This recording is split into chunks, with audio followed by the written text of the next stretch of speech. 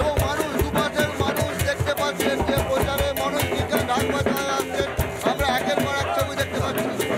এটা এই অঞ্চলের বিখ্যাত কালী মন্দির, মা কালুয়া কালী মন্দির।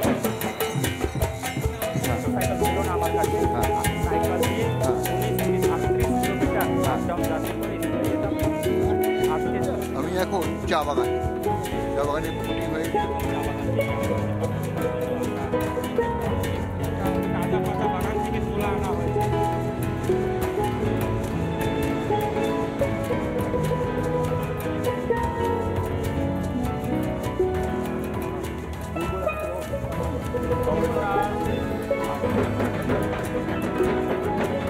লড়াইয়ে 1 ইঞ্চিও জমি ছাড়বেন না। পথে লড়ছেন, মাঠে লড়ছেন, সব জায়গায় লড়াই জারি।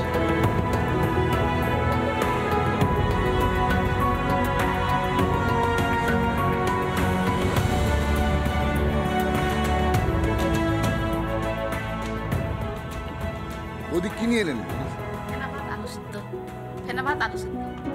আপনার সকালের টিফিন কি ফ্যান ভাত আলু সিদ্ধ নাকি? হ্যাঁ, একদম। যেহেতু সকাল থেকে রাত পর্যন্ত আমাদেরকে মানুষের সাথে সম্পর্ক করা, করা, তো তাই যেহেতু এখানে রিচ আমি আগে থেকেও মানে মশলা এরকম জাতীয় খুব কমই খাই।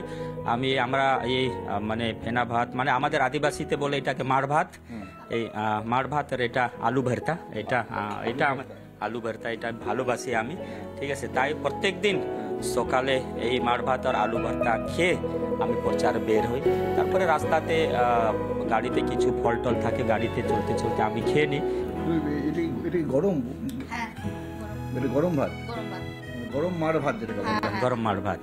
আচ্ছা, এটা মানে গরম মাড় ভাতটা নুন দিয়ে হ্যাঁ মাইকে।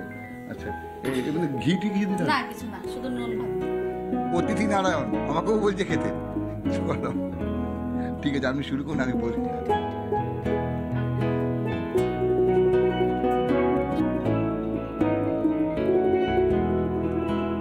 এখানে বাড়িতে কে কে থাকে? এখানে তো মা আমার মারা গেছে 2006 সালে।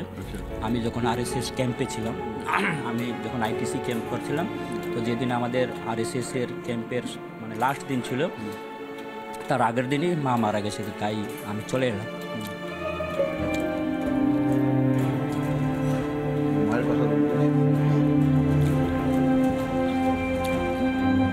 মায়ের কথা বলতে তারপরে 2020 সালে বাবা, জানুয়ারি 16 তারিখ, তো মা আমাকে বলতো যে আমি তো জ্যোতিষী দেখেছি, তুমি 4 চাকাতে উঠো একদিন। কিন্তু আমি 2016 সালে এমএনএ আমি গাড়ি কিনলাম, কিন্তু 4 চাকাতে ওঠার জন্য আমার মা ছিল না।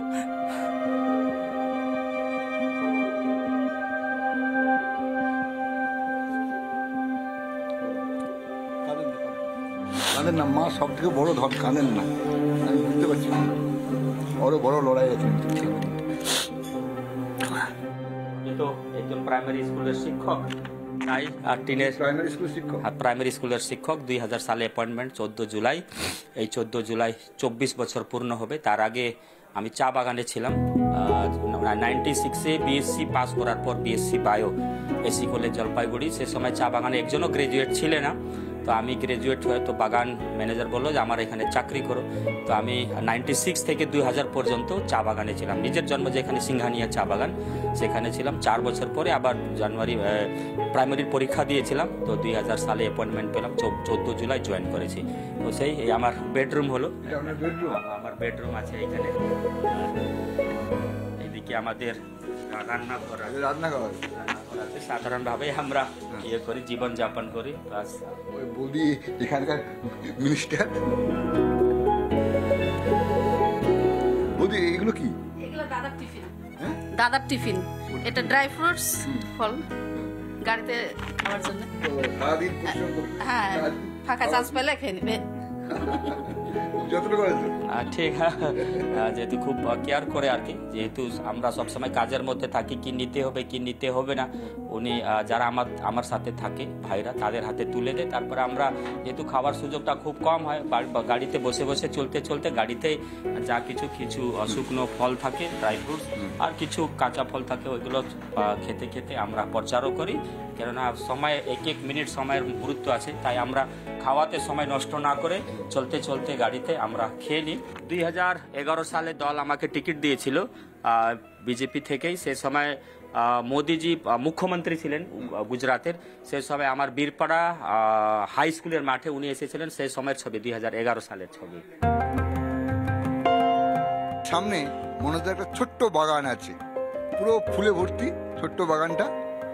তো এখনো এই অঞ্চলে এখনো এটা আলিপুরদুয়ার বলি বোধহয় ডালিয়া ফুটে আছে এখনো অবধি, কারণ এই সময় আর ডালিয়াটা থাকে না, শুকিয়ে যায়। তো সিজন ফুলগুলো থাকলে সেগুলোকে আমি করি আর কি। তারপরে বাদ বাকি আমার স্ত্রী দেখাশোনা করে এইগুলো চর্চা করে আর কি। আমি ফাঁকা সময় যখন হয়, মানে যেখানে আমি কার্যকর্তাদের বাড়িতে গেলে যদি কিছু ভালো ধরনের থাকে তাহলে সেটা আমি তুলে নিয়ে আসি। এই যে এখানে দেখছেন আপনি, আমি একজন কার্যকর্তার বাড়িতে গিয়েছিলাম, তো আমাকে গিফট হিসাবে দিয়ে দিয়েছে এটাকে, অনেকগুলো ছিল। তো তাই মানে ফুল আমি ভালোবাসি আর কি। ফুল এটা তো স্বর্ণচাপা মনে হচ্ছে। হ্যাঁ, এইটা আমি একবার গিয়েছিলাম কলকাতাতে, একটা প্রোগ্রাম হয়েছিল। সেই প্রোগ্রামে যারা স্টুডেন্টরা যারা মাধ্যমিক উচ্চ মাধ্যমিকে ভালো ফল করেছিল তাদের পুরস্কার দেওয়া হচ্ছিল। তো সেটা রামকৃষ্ণ মিশন দ্বারা আয়োজিত ছিল, সেখানে এই গাছটা দেওয়া হয়েছে, আমি যত্ন সহকারে রেখেছি।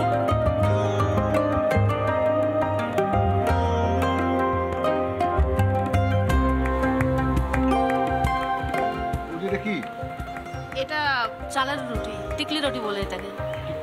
হ্যাঁ, আমাদের আদিবাসীদের মধ্যে যেটা হোলি হয় এটা মূল উৎসব আর কি। আমাদের আগে আমরা যখন ছোটবেলা ছিলাম তখন বাজারে যখন বেতন হতো চা বাগানে, তখন ছোট বাজার লাগতো, সেটাকে গুদড়ি বাজার বলতো, গুদড়ি বাজার। সেখানে সবজি থেকে নিয়ে কাপড়গুলো সব বিক্রি হতো আমরা ছোটবেলা। তো ওই হোলির জন্য স্পেশাল মা আমাদের জন্য জামা কাপড় কিনে দিত।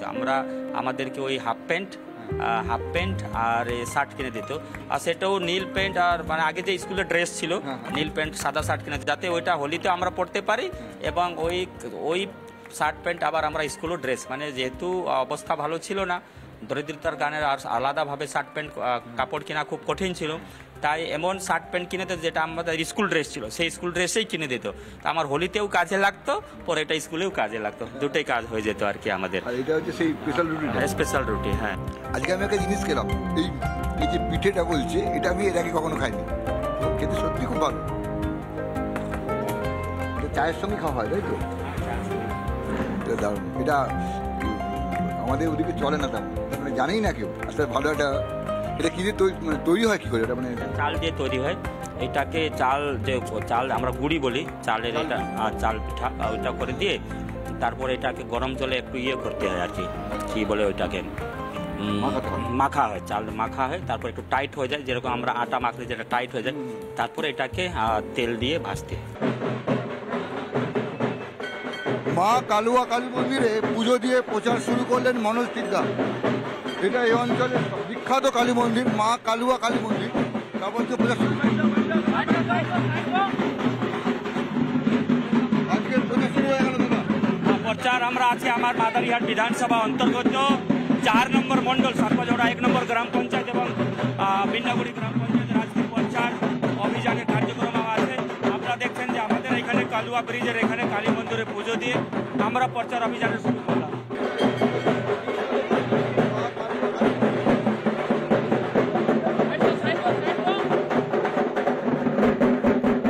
প্রচার চলছে, আর তার মধ্যে আমি একটা ছবি দেখতে পেলাম, একটা অন্যরকম ভিজুয়াল। মনোজ টিগ্গা এই প্রচারের মাঝেও গো সেবা। দেখুন, আমাদের গোমাতা আমরা পূজা করি গোকে, তাই এখানে গোমাতার সাথে আমরা একটু ফল খাওয়াচ্ছি এখানে। যেহেতু আমাদের মাতা, এটা মা, আমরা মা সমান মা বলে পূজা করি, তাই আজকে এই সুযোগটা হয়েছে যে আমরা যাতে গোমাতার কিছু খাওয়াতে পারি। তাই যে আমরা বস্তি এলাকাতে ধান কাটার পরে, ধান ঝাড়ার পরে যে পোয়াল পাওয়া যায়, সেই পোয়ালটা আপনারা দেখছেন খাওয়াচ্ছি পোয়াল।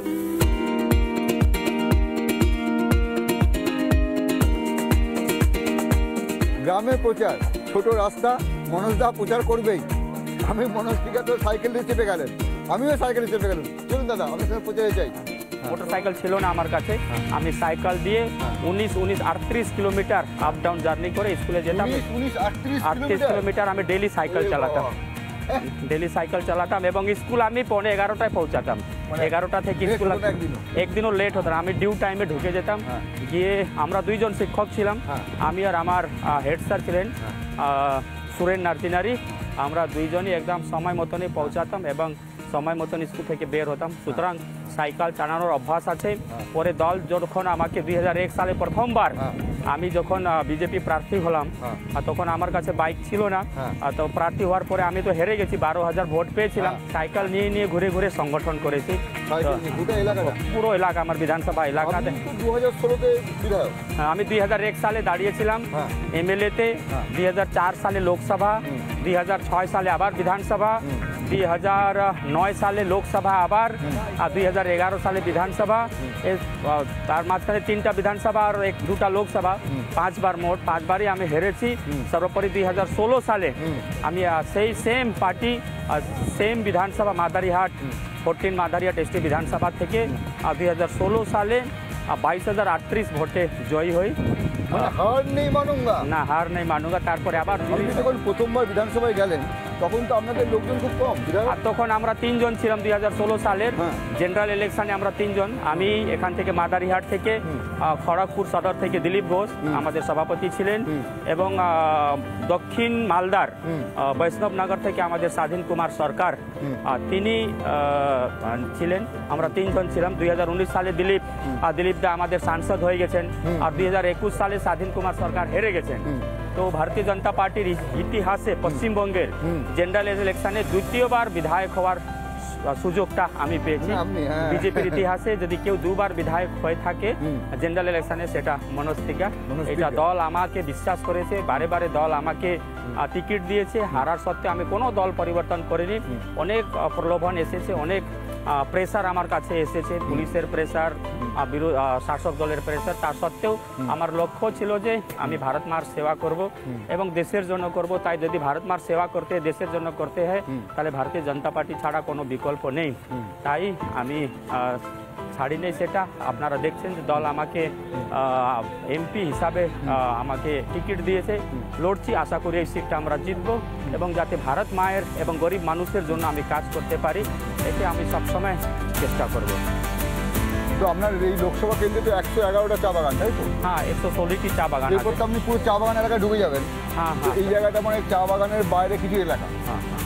তো আমরা এই চা বাগানে গিয়ে চা বাগানের কথাগুলো আমাকে জেনে নেবো, পুরো বাগানের কি আছে। অবশ্যই চা বাগান থেকে উঠে আসা একজন মানুষ। আমি ঠিক দাঁড়িয়ে আছি সিংহানিয়া চা বাগানে।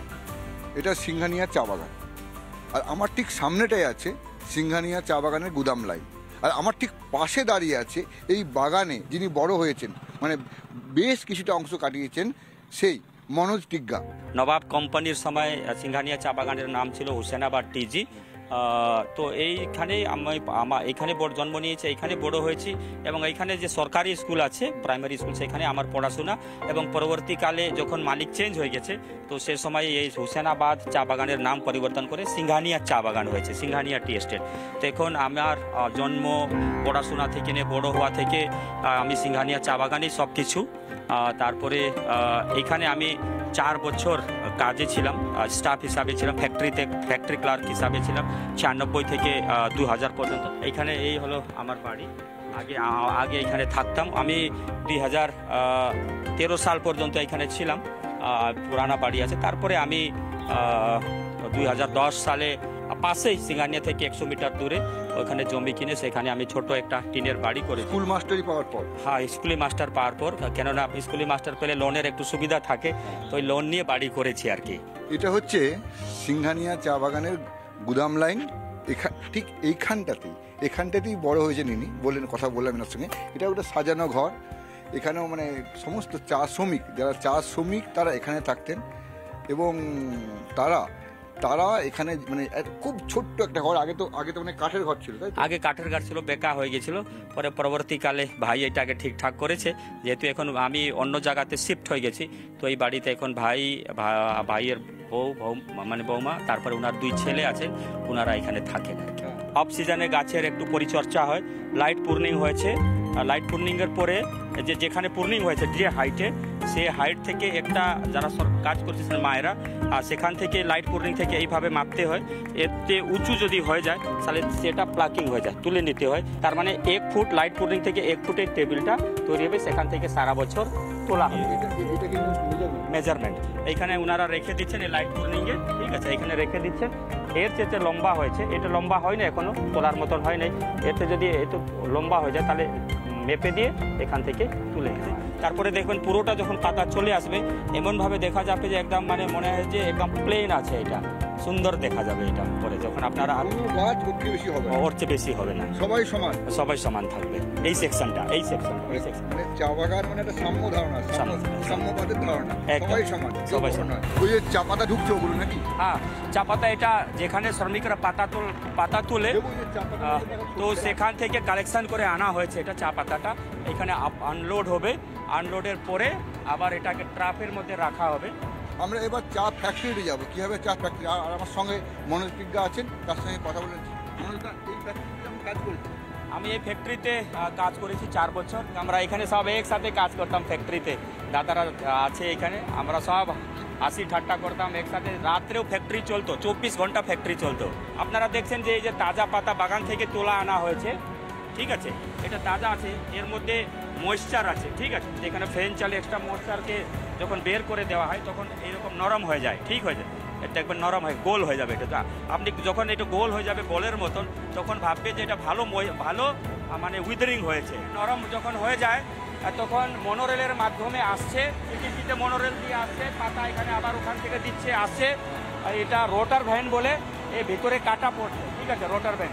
তারপরে এটা আসছে বেল্টের মাধ্যমে আসছে, ঠিক আছে। এইখানে বিভিন্ন মেজারমেন্টের রোলার আছে। তারপরে এইখানে দেখবেন আরও মহিন হয়ে যাচ্ছে, দেখুন, ওই যে দেখুন, ঠিক আছে। এটা লাস্ট ফেজ, তার মানে কয়টা ফেজ আছে? 1, 2, 3, 4। প্রথমে রোটার ভ্যানে আছে, রোটার ভ্যানে 4টা ধাপ আছে রোলারের, কেটে আবার এটা ঘুগিতে আসছে, এখানে রোল হচ্ছে, দেখুন রোল হচ্ছে, রোল হওয়ার পরে এটা দানা হচ্ছে এখানে, ঠিক আছে, গোল গোল হয়ে যাচ্ছে, এটা দানা মানে বাল্ব হয়ে যাচ্ছে এটা দানা। তারপরে এটা যাচ্ছে এইখানে, এখানে তো পুরো কালার চেঞ্জ হয়ে গেছে, এটা ফার্মেন্টেশন হচ্ছে। দেখুন ওইখানে সবুজ ছিল, এইখানে কালারটা চেঞ্জ হয়ে গেছে, এখানে দেখবেন যে এই যে ব্রাউন টাইপের হয়ে গেছে, ঠিক আছে। এইটাকে বলে ফার্মেন্টেশন হয়েছে এইখানে। তারপরে এটা চলে যাবে, এখানে হিট দেওয়া হয়, ড্রায়ারে চলে যাবে। এরপরে মানে এরপর আবার হিট, আর একে হিট দেওয়া হবে, শুকানো হবে। এখন ড্রায়ার করা যাবে, এটা ড্রাইং হবে, শুকানো হবে এটাকে।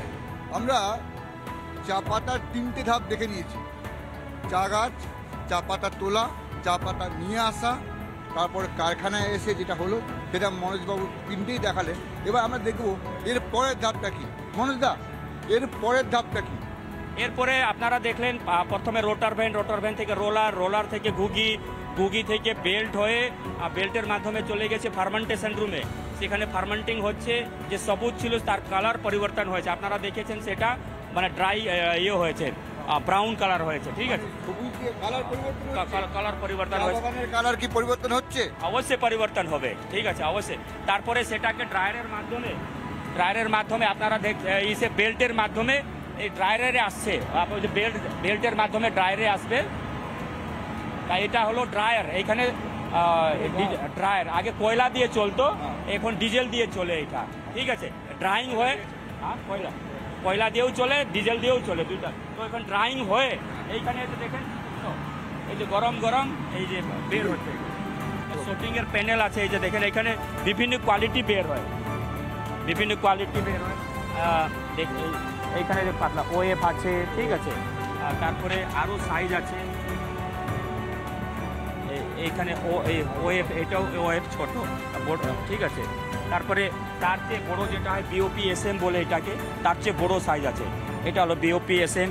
তার চেয়ে আরও বড় সাইজ যেটা হয় এটাকে বলে বিওপি, তার চেয়ে বড় সাইজ এটাকে বিওপি। বিভিন্ন ক্যাটাগরি বের হয়, ক্যাটাগরি অনুযায়ী দামও হয় এটা, ঠিক আছে। দাদা আমরা তো খালি চাটাই খাই, এত যে ব্যাপার আমরা তো কিছুই জানি না।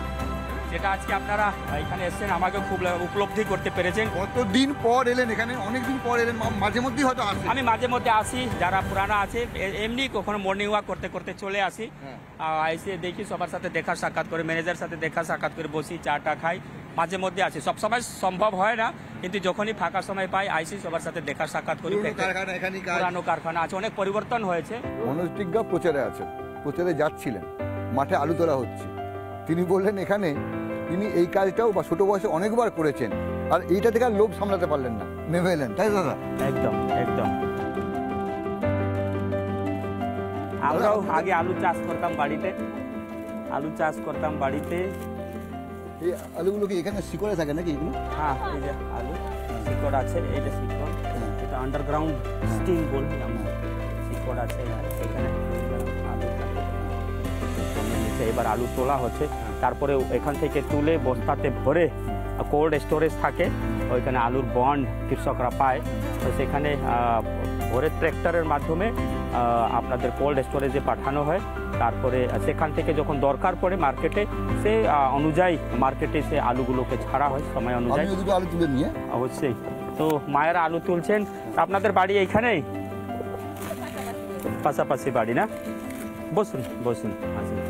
তো এমনি হাজিরা দেয় নাকি ঠিকা সিস্টেম থাকে? এটা হাজিরা কত কত করে দেয়? বসুন বসুন না, বসুন, আসুন আসুন না দিদি, আসুন। কত করে দেয় হাজিরা আপনাদেরকে? 30 টাকা খাওয়া দাওয়া করে? 30 টাকা। ও 230, মানে দুপুরের খাওয়া দেয়। সকালবেলা আপনারা খেয়ে আসেন, তারপরে দুপুরের খাওয়া দেয়, তারপরে তুলে চলে যান। এটা 230 টাকা করে দেয়। বাহ। এখানে কোল্ড স্টোরেজ আছে? কোল্ড স্টোরেজ ধূপগুড়িতে আছে, ধূপগুড়িতে যায়, ধূপগুড়িতে। অনেক চাষ হচ্ছে, কিন্তু সেই রকম স্টোর করে রাখার ব্যবস্থা তেমন নেই। দেখুন, কোল্ড স্টোরেজের একটু অভাব রয়েছে, কিন্তু কৃষকরা আলু চাষ করে ন্যায্য দাম তারা পায় না। কিন্তু টিএমসি যারা আছে তারা কি করে আলুর বন্ডগুলো মানে ব্ল্যাক মার্কেটিং করে বেশি দামে আলুর দাম তো মানে হঠাৎ চড়া। কলকাতার বাজারে এখানে আলু কত টাকা করে কিলো, আর কলকাতার বাজারে দাম অনেক বেশি। এটা এর কারণটা কি? চড়া কালোবাজারি মাঝখানে, কালোবাজারের মাঝখানে যে আছে, যে চাষি আছে, তারপরে যারা কোল্ড স্টোরেজ নিয়ে, মাঝখানে একটা গ্যাপ আছে, দালাল সিস্টেম আছে। তো পরে চাষিদের যত দাম পাওয়ার কথা তারা কিন্তু পাচ্ছে না, যারা মাঝখানে থাকে তারাই কিন্তু বেশি লাভবান হয়। মাঝখানে লোকেরা লাভবান হয়, কিন্তু কৃষকরা লাভবান হয় না। আমি একটা জিনিস দেখলাম এখানে, যেমন ওদিকে ভুট্টা চাষ হচ্ছে, লঙ্কা চাষ হচ্ছে, মানে কলা হচ্ছে, মানে চাষ অনেক রকম হচ্ছে, কিন্তু এইগুলো তো মানে এটা কাঁচা সবজি নষ্ট হয়েছে। কোল্ড স্টোরেজ সেরকম তো কিছু নেই নাকি এখানে? কোল্ড স্টোরেজ আছে, কিন্তু সাফিসিয়েন্ট নেই, আরও কোল্ড স্টোরেজ হওয়া উচিত। দেখি কে কটা পারে, দেখি আমি বেশি পারবো। দেখি না, আপনাকে পারা যাবে না, আপনার তো ছোটোবেলা থেকে অভ্যাস। এইভাবে আলু পুরানো হয়।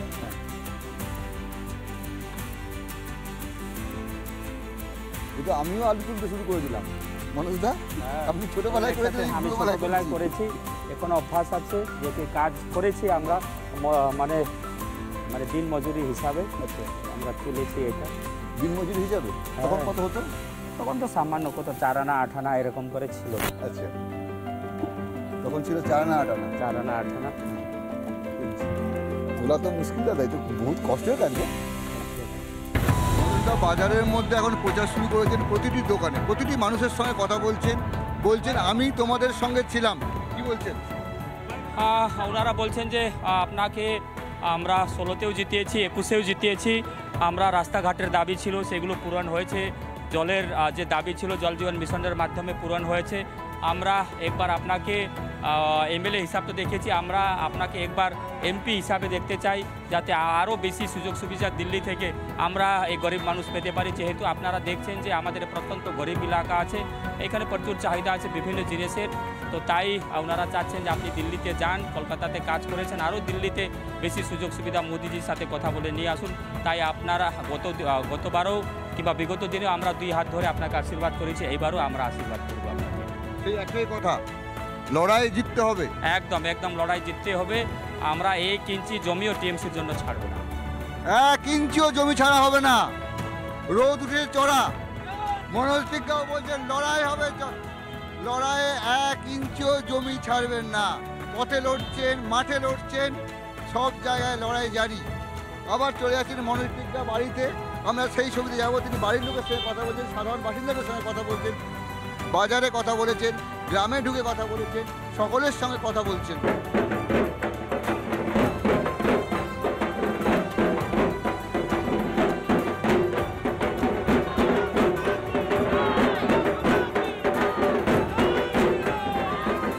প্রচার চলছিল, আমরা একটু এই কথা বললাম। হঠাৎ সবাই আবদার করেছে মনোজ টিগ্গার কাছে যে তারা একটা সেলফি তুলবে। আমি থমকে গেলাম, সবাই সেলফি তুলছে। প্রচার চলছে, ঢাক ঢোল পিটিয়ে প্রচার চলছে এবং সকলেই বলছে প্রচারের কথা। এবং প্রচারে যেটা বলছেন, বারবার যেটা বলছেন, প্রত্যেক মানুষের জিতে ফিরে আসুন। সকলেই বলছে জিতে ফিরে আসুন, সকলেই বলছে জিতে ফিরে আসুন। আবার আসবো জিতে। আমার সবসময় এলাকার মানুষের সাথে যোগাযোগ থাকে, মানুষ আশীর্বাদ নিশ্চয়ই দেবে। আমি জেতার পরে মানুষের সাথে সবসময় একটা যোগাযোগে থাকবো। ওনাদের যে অভাব অভিযোগ থাকবে, সে অভাব অভিযোগ আমি শুনবো এবং যদি পার্লামেন্টে তোলার মতন থাকলে পার্লামেন্টে তুলবো এবং স্থানীয়ভাবে যদি সমস্যার সমাধান করতে হয় তাহলে সেটাও আমি নিশ্চয় দেখবো। এবং সব সময় যখন সম্ভব হবে আমি এসে দেখা করব এবং তাদের সাথে মিলেমিশে চা, এখন যেভাবে দেখা সাক্ষাৎ করে সেভাবে দেখা সাক্ষাৎ করবো, বসে একসাথে চা খাবো তাদের সাথে। ডাক নিয়ে প্রচারে একটা কথা আছে, নিজের ডাক নিজে বাজাও। প্রচার তো সেটাই। এবার সেই প্রচারে মনোজ টিগ্গা ঢাক তুলে দিলেন। এদের কাছে ঢাক নিয়ে বলেন প্রচারে এলেন মনোজ টিগ্গা এবং সেই নিয়ে একটা প্রচার চলছে এবং মানুষ, দুপাশের মানুষ দেখতে পাচ্ছেন যে প্রচারে মনোজ টিগ্গা ঢাক বাজায় আসছেন। মনোজদা দারুণ ঢাক বাজালেন তো, এটা কি সেই বলে না নিজের ডাক নিজে পেলেন, এরকম কোনো ব্যাপার নয় তো আবার না? কেন না, দেখুন আমরা যখন দুর্গা পূজা করি, কালী পূজা করি, সেই সময় মাঝে মধ্যে আমরা ঢাক বাজাই, সেই সুযোগটাকে কাজে লাগে। তাই একটা অভ্যাস আছে, সেই অভ্যাসকে কাজে লাগিয়ে আজকে প্রচারের সময় ঢাক বাজিয়ে আমরা আমাদের যারা কর্মী সমর্থক আছে তাদেরকে সাথে নিয়ে ঢাক বাজিয়ে মানুষের সাথে ভোটের আমরা আবেদন করছি যে আগামী যে 19 তারিখ ভোট আছে আমাদের, যাতে আপনারা পদ্ম ফুলে ভোট দিয়ে বিপুল ভোটে জয়যুক্ত করবেন।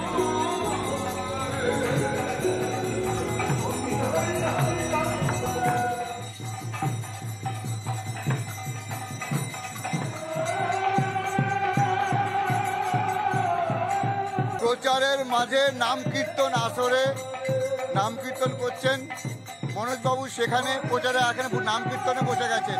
প্রচারের সব জায়গায় সবার সঙ্গে কথা বলছেন, দেখা করছেন। আপনি তো ভালো বাজান এটা। দেখুন মাঝে মধ্যে বাজাই, আমরা অনেক জায়গাতে কীর্তনতে অংশগ্রহণ করি। আমরা এটা দেখে হঠাৎ ইচ্ছে হলো যে বাজাবো, দেখে যাই। অবশ্যই আমাদের ডুয়ার্সে প্রত্যেক জায়গাতে যেখানে আমাদের বিশেষ করে যারা ভগবান শ্রীকৃষ্ণকে আর আমরা শ্রদ্ধা করি, পুজো করি, প্রায় আমি অনেক জায়গাতে মানে ডুয়ার্সের প্রত্যেক জায়গাতে এই কীর্তনটা হয়। এটা প্রত্যেকে আমি অনেক প্রচারের সময় অন্তত আমি 10টা থেকে 12টা আমি কীর্তনে আমি অংশগ্রহণ করেছি, যে মানে সেখানে গিয়েছি, প্রণাম করেছি, আশীর্বাদ নিয়েছি।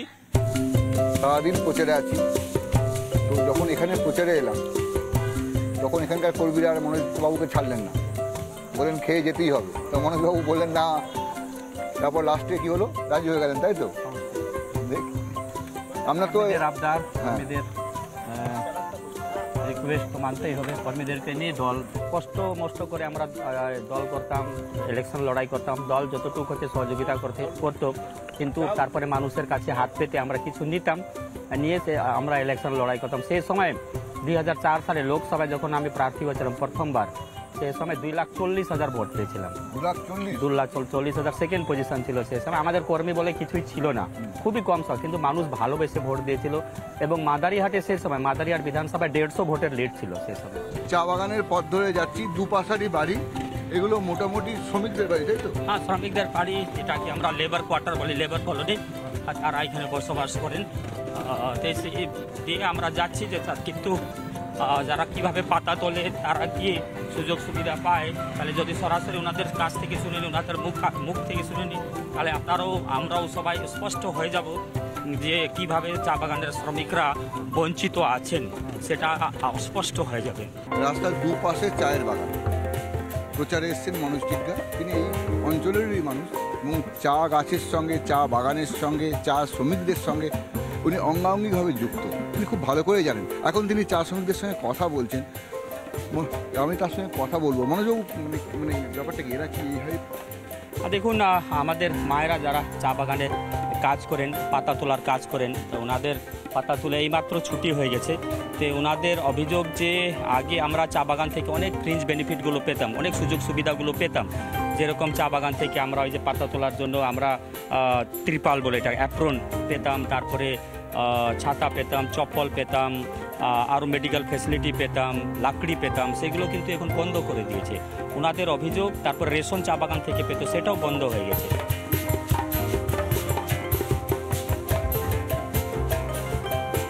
ये जो मनोज टिग्गा साहब है, चा बागान का आदमी कहते हैं, चा बागान में रहते हैं, बड़ा हुआ यहाँ से, तो फिर यहाँ पर आपके पास फिर ये चा बागान का आदमी आया वोट का प्रचार के लिए, कैसे लग रहा है? अच्छा लग रहा है। আচ্ছা, এই প্রাণের জায়গাটাকে আরেকটু ভালো করতে গেলে আপনি কি করবেন? আপনি ধরুন মানুষ আপনাকে জিতিয়ে দিল ভোটে, আপনি জিতে গেলেন, তারপর? দেখুন, চা বাগানে করণীয় কাজ অনেক আছে যাতে শ্রমিকদের আরও জীবনযাপন আরও সুন্দর হয়। প্রথমে তো এদের ন্যূনতম মজুরি দিতে হবে, তারপরে রিটায়ারমেন্টের বয়স বাড়াতে হবে, জমির পাট্টার জায়গায় জমির মালিকানা অধিকার দিতে হবে, এদের শিক্ষার ব্যবস্থা করতে, ছেলে মেয়েদের শিক্ষার ব্যবস্থা করতে হবে, স্বাস্থ্যের ব্যবস্থা করতে হবে। কেননা তারা টাকা জমা করছে, টাকা কামাচ্ছে, কিন্তু যদি শিক্ষা না থাকে, স্বাস্থ্য না থাকে, তাহলে কিন্তু জীবনটা ভালো হবে না। কোয়ার্টার, এখনও দেখবেন যে অনেক মালিক কোয়ার্টার দিচ্ছে না, তাদের মানে বৃষ্টির সময় বাড়ি মানে ছাদ থেকে জল পড়ে আর কি, টিন থেকে জল পড়ে, তো তাকে সকালবেলা 7টায় কাজে আসতে হবে। রাতভর যদি ওর বিছনায় জল পড়ে তাহলে তো রাতভর ঘুম হবে না, তা কাজে কীভাবে আসবে? তো সুতরাং তাদের কোয়ার্টারটাকে আরও সুন্দরভাবে গড়ে তুলতে হবে যাতে শ্রমিকরা কাজের পরে যাতে ওরা শান্তিতে ঘুমোতে পারে। দিনভর তারা কাজে থাকে, পরিশ্রম করে, যদি ওরা 2-4 ঘন্টা শান্তিতে যদি ঘুমোতে না পারে তাহলে পরের দিন কাজে আসবে কি করে? তাই তাদের কোয়ার্টারের দিকে লক্ষ্য রাখা উচিত। রাস্তাঘাট, পানীয় জল তো কেন্দ্রীয় সরকার দিচ্ছে, জল জীবন মিশনের মধ্যে বাড়ি বাড়িতে জল, কিন্তু সেখানেও দুর্নীতি হচ্ছে, নিম্নমানের কাজ হচ্ছে, মানুষ জল পাচ্ছে না। মানে কেন্দ্র সরকার বিভিন্ন যোজনা দিচ্ছে, টাকা দিচ্ছে, অথচ নিম্নমানের কাজ করে দিয়ে যে শ্রমিকদের যে সুযোগ সুবিধা পাওয়া উচিত ছিল সেটা কিন্তু পাচ্ছে না। আর যেরকম জলের কাজ হয়েছে কিন্তু জল পড়ছে না। তারপরে দেখবেন যে রাস্তাকে টাকা দিয়েছে, রাস্তা হয়েছে 2 দিনে ভেঙে যাচ্ছে। টয়লেটের টাকা দিয়েছে স্বচ্ছ ভারত অভিযানের মাধ্যমে, সেটা নিম্নমানের, আপনি ঠিক মতন দাঁড়াতেও পারবেন না। যদি ঢুকেন তাহলে সেখানে যদি আমি সোজা হয়ে দাঁড়াবো সেটাও কোনো উপায় থাকবে না। আর তারপরে দরজাও ছোট আছে, যদি দরজাতে কেউ পার্থ চ্যাটার্জির মতন লোক যদি ঢুকে তাহলে বের হতে পারবে। হঠাৎ করে পার্থ চ্যাটার্জি কেন? দেখুন, পার্থ চ্যাটার্জি বিধানসভায় আমাদেরকে জ্ঞান দিতেন, যে শিক্ষামন্ত্রী আমাদেরকে জ্ঞান দিতেন সেই কিন্তু আজকে জেলে আছে। আর ওনার যে সাইজ ছিল, তো স্বাভাবিক কারণে উনি যদি কেন সরকারের একটি অংশ তিনি, তো যে সরকার দুর্নীতি করেছে তার উদাহরণ তো ওই দিক থেকে আসতে হবে। তো দরজাগুলো এত ছোট এত নিম্নমানের করা হয়েছে, সেখানে পার্থ চ্যাটার্জির মতন লোক যদি ঢুকে যায় তাহলে বের হওয়া কঠিন আছে। আর দেখেন যে এই যে কিছুদিন আগে কাল তার আগের দিন ঝড় এসেছে, তো কত বাড়ি ভাঙচুর হয়েছে, ভেঙে পড়েছে, সেটা আমরা জলপাইগুড়ি জেলাতে দেখেছি, আলিপুরদুয়ার সাহেবকোটা এলাকাতে দেখেছি, সব টিনের বাড়ি এবং সিমেন্টের খুঁটি। তারা যদি বাড়ি পেত, প্রধানমন্ত্রী আবাস যোজনার মাধ্যমে কেন্দ্রীয় সরকার 40-45 হাজার কোটি টাকা দিয়েছে, অথচ সে টাকা দিয়ে কিন্তু কোনো বাড়ি তৈরি হয়নি। তারা সব ভুয়ো তালিকা তৈরি করে দিয়ে সমস্ত টাকা নিজে তারা নিয়েছে, আত্মসাৎ করেছে, দুর্নীতি করেছে। ফলে আজকে টিএমসি লিডার যেটা পার্থ চ্যাটার্জি বলেন, তাদের বাড়িতে শিক্ষক দুর্নীতি, মানে সমস্ত দুর্নীতির টাকা সেখানে। সরকার তো বলছে আমরা জমির পাট্টা দিচ্ছি। দেখুন, জমির পাট্টা তো যারা শরণার্থী থাকে তাদেরকে দেওয়া হয়। জমির পাট্টাতে দেখবেন যে পাহাড়ের লোকেরা কিন্তু সেটাকে করে দিয়েছে, মানে ত্যাগ করে দিয়েছে যে আমাদের পাট্টা লাগবে না। অনিল থাপা রীতিমতো লিখিতভাবে জানিয়ে দিয়েছেন যে পাহাড়ের লোকেরা পাট্টা নেবে না। কেন নেবে না? সেখানে স্পষ্টভাবে লেখা আছে যে নট ট্রান্সফারেবল, এটা হস্তান্তরণ হবে না। আপনার নামে পাট্টা আছে, এটা আপনার ছেলেমেয়ের নামে হবে না। তাহলে আমি যখন মারা যাব তাহলে আমার ছেলেমেয়েরা যাবে কোথায়? তো পাট্টা তো তার নামে হবে না, তার মানে চালাকি করছে। তো সেই জন্য আমরা চাই যে জমির পাট্টার জায়গা শ্রমিকদেরকে তাদের জমির মালিকানা অধিকার দিতে হবে। যদি সে জমির মালিক থাকে তাহলে পরবর্তীকালে তার ছেলেমেয়েরা সে জমির মালিক হবে। পাট্টা নয়, সরাসরি অধিকার, জমির অধিকার দিতে হবে। যে এই মালিক আমি তিনি স্বপ্নের কথা বলছেন, সেই স্বপ্নগুলো, যে স্বপ্নগুলো নিয়ে তিনি ভোটে দাঁড়িয়েছেন, জিততে চান, কর্মীদের সঙ্গে কথা বলছেন আমি যে অঞ্চলের মানুষ, সেই অঞ্চলে আমি যেখান থেকে বড় হয়েছি, যেভাবে বড় হয়েছি, যাদের সঙ্গে বেড়ে উঠেছি, তাদের সকলকে নিয়ে একটা উন্নয়ন চাই। সেই উন্নয়নের কথা বলছেন তিনি হাঁটছেন, পথে হাঁটছেন, তিনি বনবস্তিতে যাচ্ছেন, তিনি চা বাগানের যে শ্রমিকদের কোয়ার্টার আছে সেখানে যাচ্ছেন, তিনি চা বাগানে যাচ্ছেন, এবং ঘরের ছেলেরা ঘরে যেমন করে যায়, যাতায়াতটা যেভাবে থাকে ঠিক সেইভাবে আমরা সারাদিন ধরে মনোজ টিক্কার সঙ্গে ছিলাম। ক্যামেরায় দেবুর সঙ্গে শুভ্রাংশু চ্যাটার্জি, রিপাবলিক বাংলা।